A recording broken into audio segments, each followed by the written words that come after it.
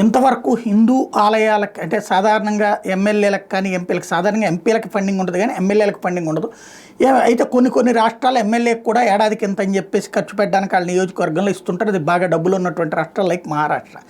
అయితే అట్లాంటి డబ్బుల్ని సాధారణంగా ఏం చేస్తుంటారు, ఏదైనా రోడ్డు వేయించడానికో కాలువ కట్టించడానికో ఇట్లాంటిది. కొన్ని చోట్ల ఏం చేస్తుంటారంటే ముస్లింలకు సంబంధించినటువంటి మసీదుకి ఫండింగో, క్రిస్టియన్స్కి చర్చికి ఫండింగో, లేకపోతే కనుక దాన్ని ఏమంటారు వాళ్ళ షాదీఖానాకి ఫండింగు ఇట్లాంటిది ఇస్తూ ఉంటారు. హిందువులకి ఇచ్చేందుకు ఏ నాయకుడు సిద్ధపడ్డాడు, ఆలయాలకు ఇవ్వడానికి ఏ నాయకుడు సిద్ధపడ్డాడు. కానీ మహారాష్ట్రలో women and child welfare minister ఎవరైతే ఉన్నదో ఇడియట్గా వచ్చేటప్పటికి తను తాజాగా తన ఎమ్మెల్యే ఫండ్స్తో హనుమాన్ ఆలయాన్ని నిర్మించింది. అలాగే కమ్యూనిటీ హాల్ నిర్మించి అక్కడ పేద హిందువులు పెద్ద ఎత్తునుంటే వాళ్ళకి పెళ్ళిళ్ళకి పేరెంటాలకి డబ్బులు ఎక్కువ ఖర్చు పెట్టాల్సినటువంటి దశలో ఒక ఆలయాన్ని నిర్మించి అక్కడ ఒక కమ్యూనిటీ హాల్ని ఏర్పాటు చేసి దీని మీద వచ్చే డబ్బుతో ఆ ఆలయ నిర్వహణ చూడమని చెప్పింది. ప్రభుత్వం తరపున తనకు వచ్చినటువంటి ఫండింగ్లోంచి ఈ నిర్ణయం తీసుకున్నటువంటి తొలి నాయకురాలుగా మహారాష్ట్రలో రికార్డు సృష్టించింది.